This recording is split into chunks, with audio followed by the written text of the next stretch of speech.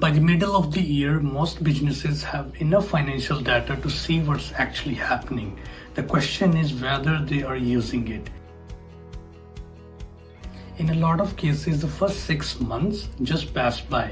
Revenue comes in, expenses go out, and the business keeps moving forward. The numbers exist, but they are not really being used to make adjustments. And that's usually where things start to drift, because by the time you get to the year end, the outcome is already set. There's very little you can change at that point. Mid-year is different. It's one of the few points where the data is meaningful but still actionable. You can still adjust how you're operating, you can still make decisions and affect how the rest of the year plays out. But for that to happen, the number needs to be clear, and that's where most businesses ran into issues. On paper, everything looks fine. Reports are available, the bookkeeping is being maintained, but when you try to answer simple questions, things get blurry. Revenue is up, what's driving it? Expenses increase, but where and why? Cash feels tighter than expected even though the business looks profitable.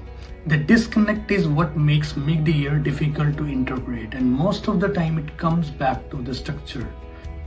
When bookkeeping isn't consistent, comparing one month to the next becomes harder. Small differences in coding and categorization start changing how the numbers read.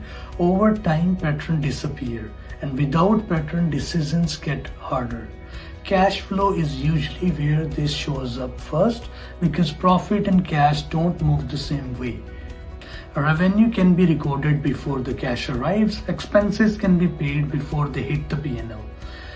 Tax obligations can build quietly in the background. If your bookkeeping doesn't clearly show these timing differences, uncertainty starts to build too. Inventory can play a role in the mid-year bookkeeping review, especially for e-commerce businesses.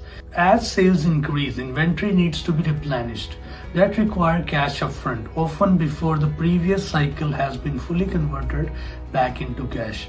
So even though the business is growing, it can still feel there's a pressure on cash. Again, the issue isn't growth, it's visibility. If you can't clearly see how the cash is moving through the business, it becomes harder to manage it.